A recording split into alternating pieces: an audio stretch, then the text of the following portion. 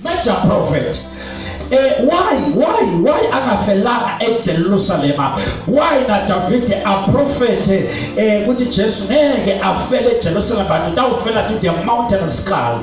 Listen, it is because uma athi lophet konke ngubani la ngehla emhlabeni ayalwanza Adam esimini ngale ngaphandle kwesina se-Eden ambise ngekhathi lithi iBhayibheli kwabete namunye ezulwini lovuma kwathi ungasakhali eJohane nani liwundlu la uNkulunkulu lelungele kwehla kumlanza Adam limbise ngekhathi esimini se-Eden. So now the Garden of Eden was representing the Jerusalem. Jerusalem is a holy city. So now the Garden of Jerusalem was blessed by God. So now uphuma kwa Adam to the Garden of Eden aphumele ngaphandle, meaning la kwakungafele ukuthi Jesu afele eJerusalem, kwakumele Jesu ukuthi afele engadini yase-Eden, but Jesu kwakumele afele ngaphandle kwesimo ngoba Adam beka ngaphandle kwesimo kuze atawuthatha ambise ngekhathi spiritual yabathandeka. So now that was the reason why angafeli eJerusalem. Kwakuleso sizathu ngoba ngeke afele eJerusalem kanti asekho saphuma eJerusalem. No, kusidinga ukuthi sibuyiselwe eJerusalem. Ingakwafela ngaphandle. Shout to Jesus wherever you are.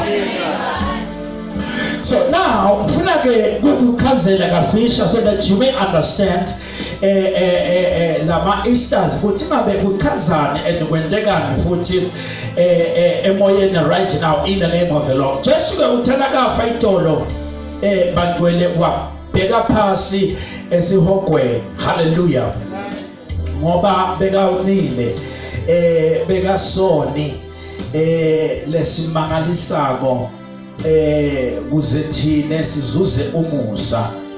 Mhlambe lo munye angabuta ukuthi Jesu why aye esihogweni.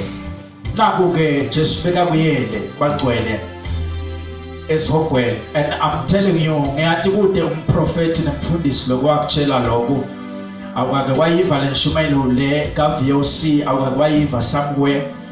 But maybe you will start to hear from the major prophet, not because siyatatisa noma singcono, but no, it's just the grace of God. Hallelujah. So now this man of God, labitwa kuthiwa nguJudas Iscariot. Nizame kumchaza kafisha emalangeni njengoba siqalile from Monday etimvuselelweni. Judas Iscariot is a man of God, is a son of God. Say amen. Judas Iscariot was chosen by God. Nekwenzando yaNkulunkulu. Kuthi abekise Jesu emncamlezi kwakude umuntu lizulu labuka ezulwini labheka emhlabeni. Lafuna into lengenda ukuthi Jesu aye emncamlezweni kwangatholakala lutho. Mark this. Ngesikhathi Johane athi noma Eva namagama lathi ngubani la ngehla emhlabeni nelizulu labona kunganamuntu lofanele kwatholakala Jesu Kristu lo walunga ukuthi ehla emhlabeni. Kanjalo lokho kuthula lokho kwakwenteka ngaleto sikhathi ngesikhathi kufuna umuntu la ngambekisa Jesu emncamlezweni kwatholakala Judas Iscariot. So now Judas Iscariot siyomthola ahlele naKristu esihlalweni semusa. Kuqiniso asikatshelwa ngako kodwa I'm telling you siyomthola ahlele noKristu. Uthi lo munye ngeke phela Judas imthola ahlele naKristu wathi bulala lokho kusono and kuthi bulala kusho ukuthi angeke ungene ezulwini. It is true, but listen. Uthe Judas nakaqeda kuthengisa Jesu nale mali yayigcwele ingadi yaKristu akayisebenzisanga yalahleka. Wathi bulala wafa. Uthe nakafa washona kuphi? Phasi. Jesu ufa ngakusasa. Meaning Jesu uyaphasi uthola na Judas kuphi? Jesu nakehla intolo nakafa ngalabo pastry afa was going down to hell. The Bible says he was preaching for 3 days. Wayeshumayela. Na babantu labala isinziso ngesikhathi saNoah. Na babantu labala isinziso ngedikhathi debaprofeti to the Old Testament, and before umhlaba ube khona, before Genesis chapter 1 there was an earth, kwakunemhlaba. So Jesu bekashumayela labo bantu. Lithi ke iBhayibheli ngesikhathi Jesu kulo 3 days it was prophetic. 3 days ashumayela Jesu esibhokweni kulabo bantu labo babonoa labala kusinziswa labafa ngemanti bonke labo labala kusinzisa basesibhokweni. So Jesu wayeshumayela. So lithi ke iBhayibheli kwabonakala labangcwele bagqoke impahla letimhlophe. On that time when Jesus was preaching to the 3 days, kwabonakala abantu ebathandeka sicubi sebantu sigqoke impahla letimhlophe siyongena esihlalo sisemvusa kwamangalise amazulu amangala aba-24 elders amangala athi umhlabelelo wobani laba abagqoke ingubo ezimhlophe bathiwa yilaba babuye.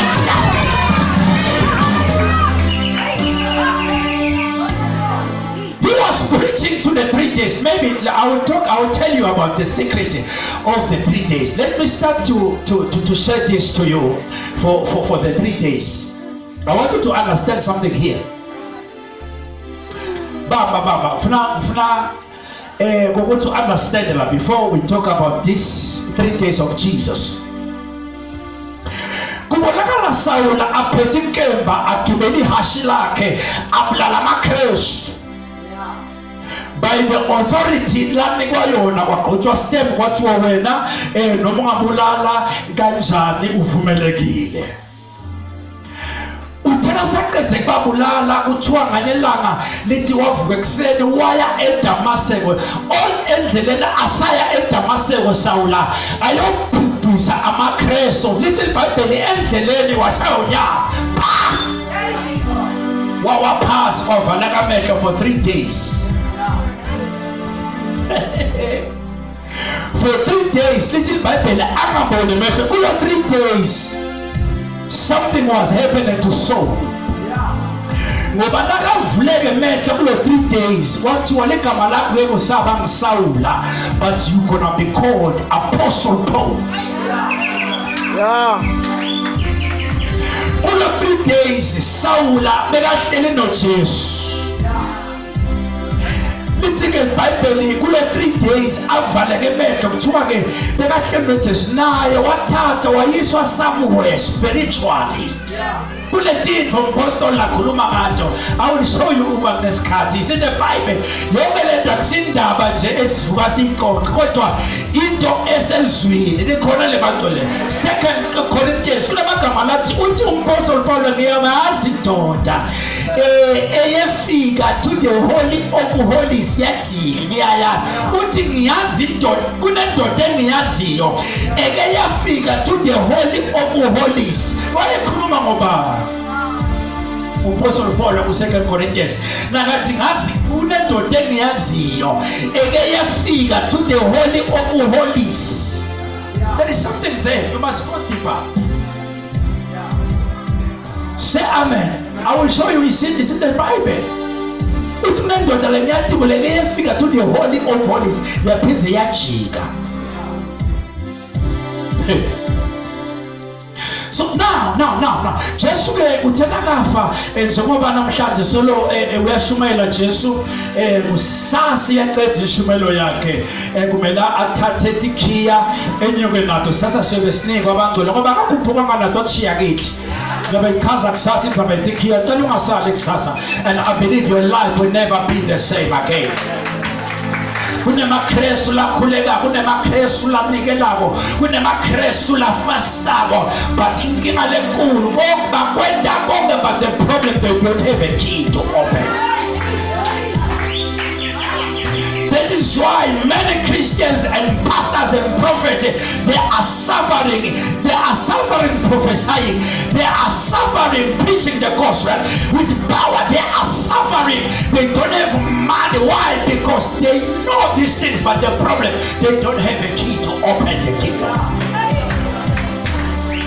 In the kingdom of God, there is a door. In this, let's value. See them always key. What is Jesus funani lombu?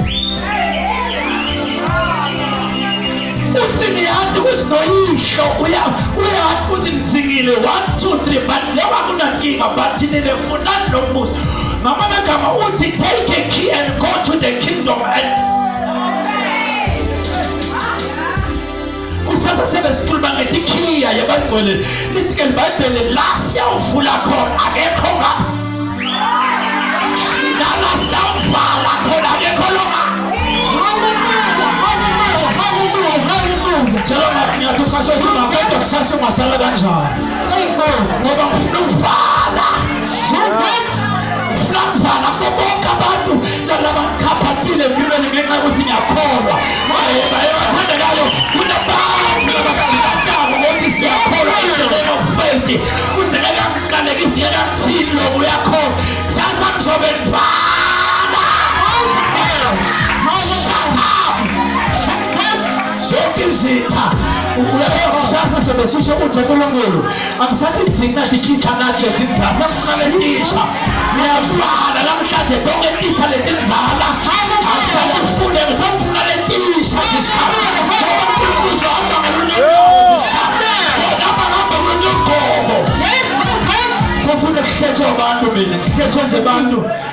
Thank you, Jesus.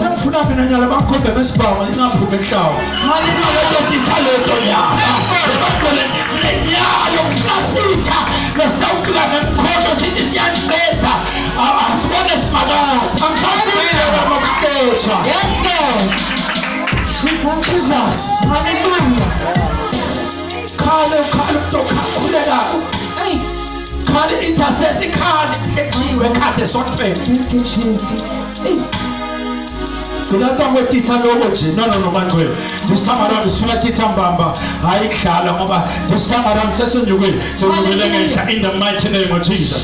So now we take just naga ale passage we are sumayela lithi ke iBhayibheli kwabonakala labangcwele baphuma esikalweni saNkulunkulu benyukela esikalweni saNkulunkulu malibonga ligama lenkosi indaba yami ikutshona namhlanje asesigijima encwadini yatshona laba hasota laba yakula nos. Shout to Jesus wherever you are. Ungikumbule go siami ungikumbule go siami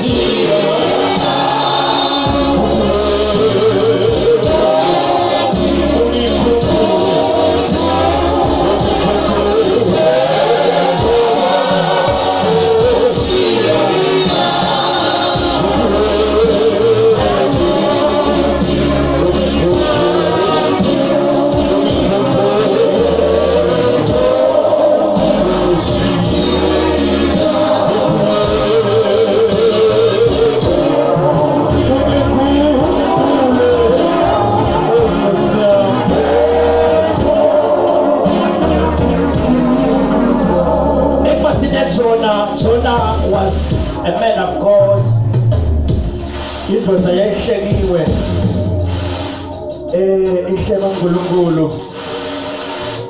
In the name of the Lord, it was a yesheniwe. athi mhlabele hlengiwe ngegazi lemvana kunebantu abahlengiwe kwenzandla yaNkulunkulu angeke sonke sibe ngabapriesti kunebantu abahlengiwe to take the priest kunebantu abahlengiwe kube babe ngemaLevi kunebantu abahlengiwe to be worshippers kunebantu abahlengiwe sihlengiwe ngokwehlukahlukana Jona wayehlengiwe ngekwenzandla yaNkulunkulu Jona wayecishe ahlengwe njengaNehemiya Nehemiya the Bible says was a cupbearer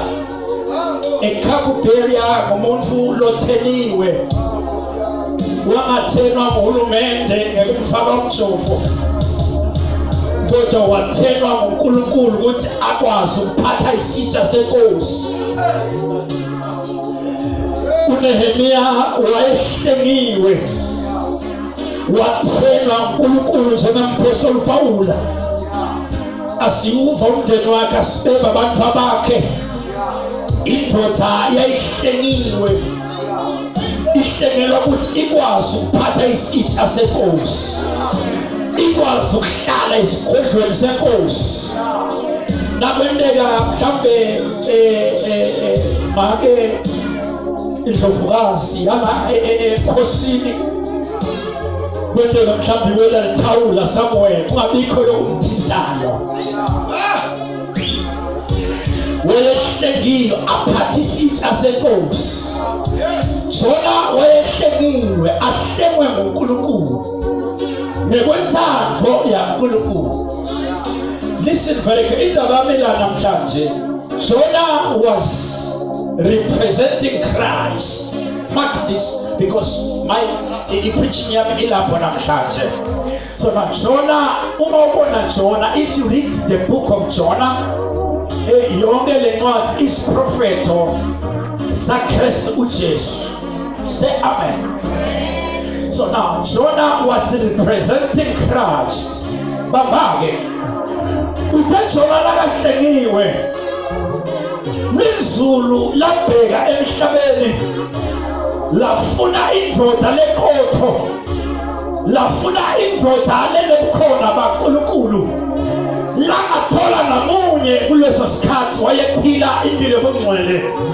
lizulu lathola kunaJona Jona lithi iBhayibheli inkosi lizulu lase liyamthuma lamthuma endaweni yaseNinive leyonakele indawo yaseNinive bangcwele yayifanana nendawo yaseGomora yayifana nendawo yaseSodoma so kwatholakala Jona angathi kwendekani noma kwaba nembuto loba khona ukuthi kufanele ngamthumele Nineve asathi iBhayibheli alichazi kodwa sithola amagama lathi Jona wathunywa uNkulunkulu wamthumela endaweni yaseNinive kuthi afikise umlayezo waNkulunkulu osiprofeto lesithi umhlaba wasenzaweni noma indzawo yaseNinive ngeyiqoqoda kusoNkulunkulu uthi ke uNkulunkulu go my prophet hamba uyobatshela abantu baseNinive kuthi konakala kwabo sokukhuphukele ebukhoneni bami so nyalo lo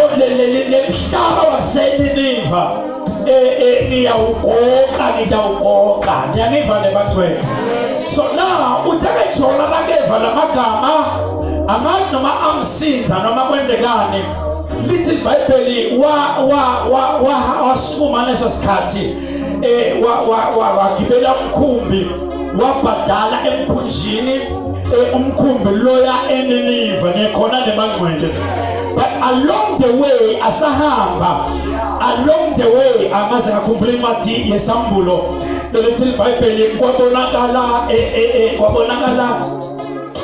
the beast imile igazile kuthi nakubelekwa nje lo mntwana ivele imthathe ibaleke naye likhona nemangcwele kodwa lithi iBhayibheli mistakenly umntwana wabelekwa sinababeleka wamthatha amangcwele wabaleka naye umntwana lithi iBhayibheli lesilo sasesigodla ikhanya elizulu ngibaleka nazo kufunekala lo mntwana angaqondekana along the way kujona leya eNineveh. But the Bible tells us that along the way zona waguquka emqondweni wakhe wathi angisayi eNineveh. Amazi iBhayibheli ayikhazi abantu bethu kuthi ngabe zona yini yamfika along the way. I feel like prophesying to someone not along the way. Mama Santana Bayakula asome mhlabeni lenkulunkulu noma ngabe kunjalo kodwa mina along the way ngicela manje khamba nawe noma iya eGolgotha noma iya eNhlupho along the way ahambe nawe along the way. I don't want to be changed along the way noma iya eGolgotha noma eNhlupho along the way. Jesus nakukula bafana nababili babhele mawosa along the way basahamba along the way Jesus appeared along the way. Shout along the way phala tula no siyama anikazi iBhayibheli ukuthi along the way kwenzekani kuzona kodwa sithola amagama lithi wase yafuka emqondweni wakhe wathi angisayi eNineve kodwa manje ngibheke eThalashishi. Yeba asathi kodekana kuzona kodwa ithi lenkosi wathi angisayi eNineve but ngibheke eThalashishi. Uthi Jesu Baba ngiyacela uma kuyinzathu yakho susa le ndebe angisayi eGolgotha.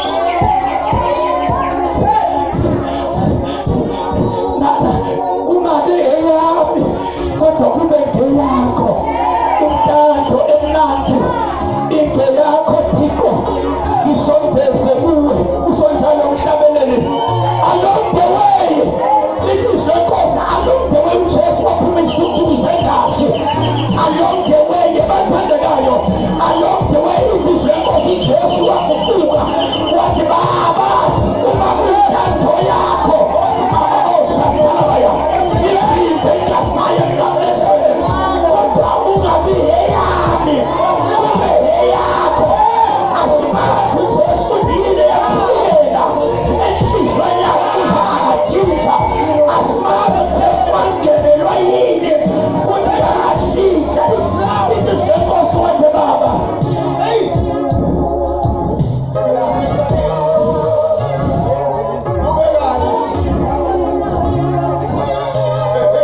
kutesenjalo ngesikhathi uJesu athi Baba ngobonakala uElijah ngobonakala uMoses wathi phela wena ufanele uye le.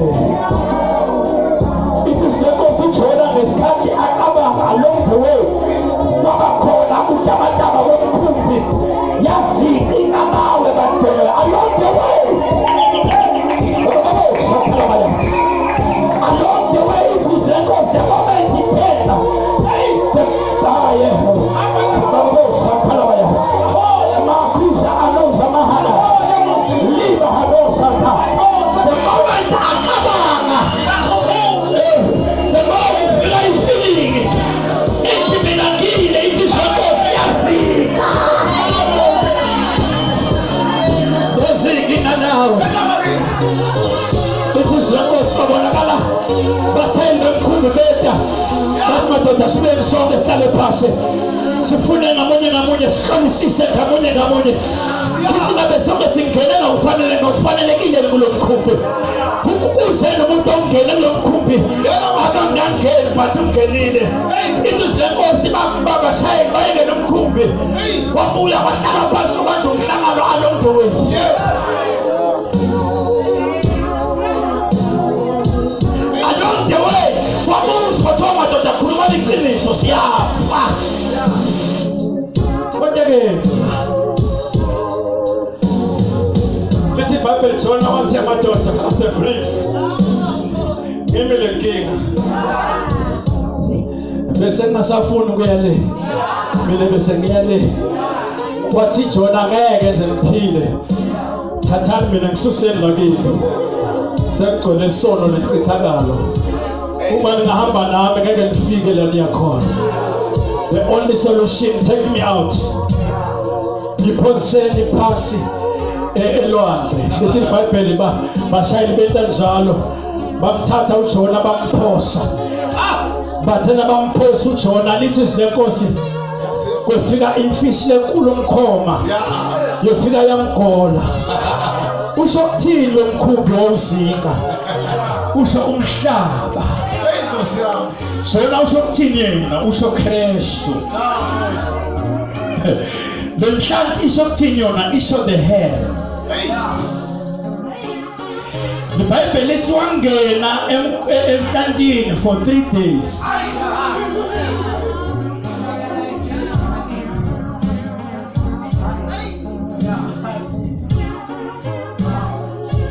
Sawufunza wangena kule nhlanti wahlala khona for 3 days. I'm telling you, I was so shocked when God akhuluma ngalendzaba. He opened my eyes. Bekule ngakutshela ntona kunema events lemwabonile lebekenteka Jona langekhathi kwale mhlaba. Say amen. Kulo 3 days lithi iBhayibheli nakuphela nje lo 3 days inhlanti yamhlantela eNiniva. Oh, le nhlanti ngathi beyitsheliwe, le nhlanti ngathi kwakunetinto yayinto etolo. Ngoba kulo 3 days yahamba naye, but nase kuphela lo 3 days yamhlantela ku destiny yakhe. Eniniva, but that time uma inhlanti imhlanta eNiniva. Ininiva yayisenga njengaqala ngesikhathi athula uJona. Sithola phi lo? Sithola kuye Jona nasefikile eNiniva. Asahlele entsabeni lithi iBhayibheli agathe ukuthi uNkulunkulu endephela umonakalo labethembise wona nakasuka le. uNkulunkulu wangawenda lo monakalo. Instead wahlumisa umhlafuto. Ngesikhathi wahluma umhlafuto waqala Jona wahlabela ingoma lethi you are the rose oh shadow.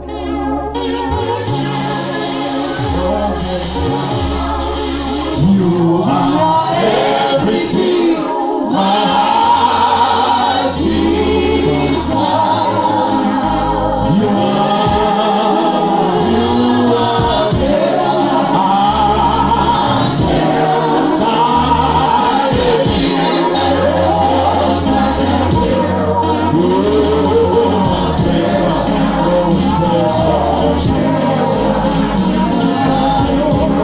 so now then I understand.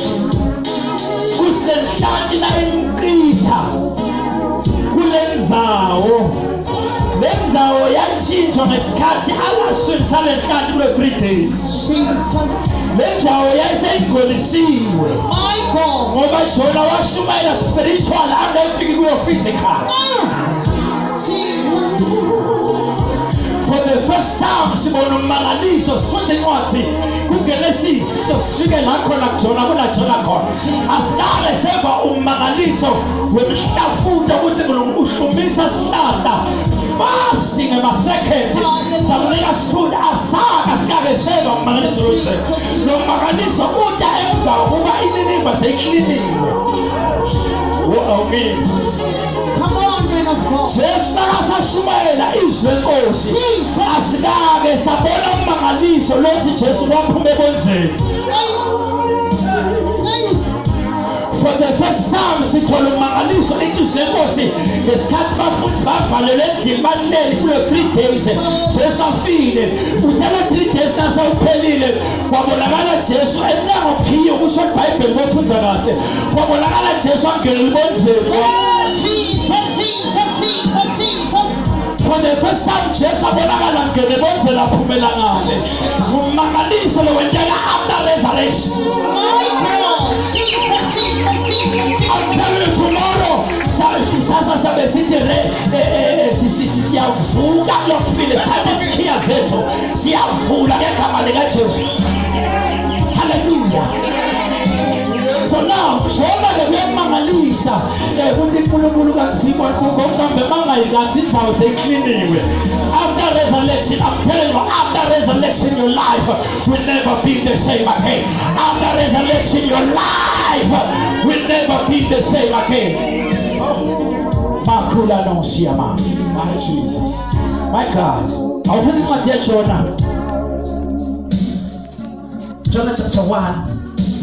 Just the number of the verse. Otherwise, I start to look Shumai. This is the number. Verse. Jonah chapter 1. Verse 16 because of time. My God. Jonah chapter 1 verse 16. 1, 2, 3, go. Lokho kwenteka lamatilosi esabasimakaze kakhulu kamfange ukuthi athi made entela umhlatshelo Ebel Jonah sebam athembisa nekumkhonda. Yes, so that Simakaze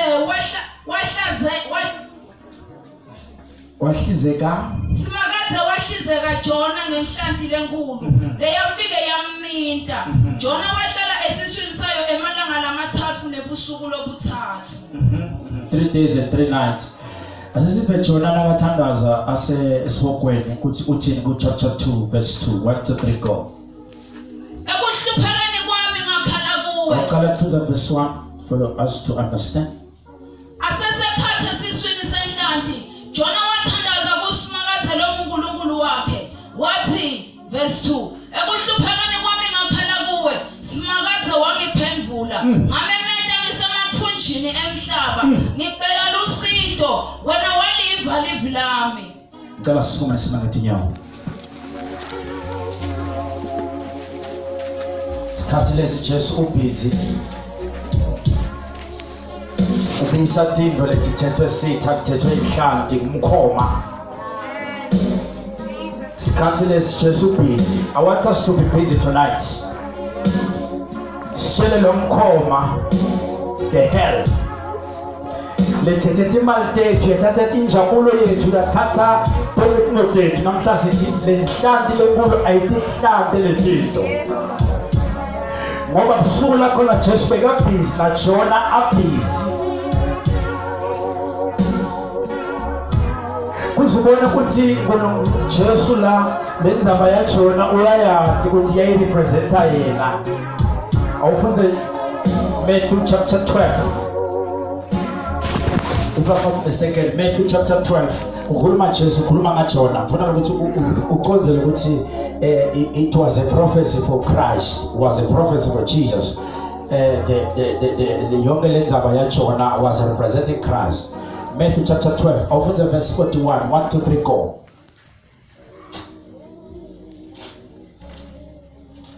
Matthew chapter 12, verse 41. Abantu baseNinive bayawukusukuma kanye nesitukulwane ekwehlulelweni basilahle ngoba bona baphendvuka ngekushunyayelwa nguJona. Aselibukeke ngoba lapha kukhona lomkhulu kunaJona. Awufunze verse 40. Njengoba Jona ahlala emalanga lamathathu nebusuku lobuthathu esiswini semkhoma kanjalo futhi nendvodana yemuntu iyawuhlala emalanga lamathathu nebusuku lobuthathu emathunjini emhlaba. Lamagama la akakhulunywa bafundi baJesu, akhulunywa uJesu qobo. Njengoba na Jona ahlala nendvodana ngelethe njani. I want us to pray. Konke lokugwinya umkhoma. Umkhoma kunebantu labathe oh my God. Funa sesikhuleke namhlanje. Jesu busy this time. Kulo 3 days. Sasekuseni kungakasi. Jesu tabaphuma nale tinto lesithisho nyaka. Letithethwe ngumkhoma. Sasekuseni Jesu tabaphuma nato. But the way is to declare those things. Good at prepare ngaphandle. Open your mouth and pray wherever you are. Palatulanos. Lakuza talamas. La kuza talama yene sele kama jama hanoze. Leba hadoshia makasi atula mosia. Pray in the name of Jesus.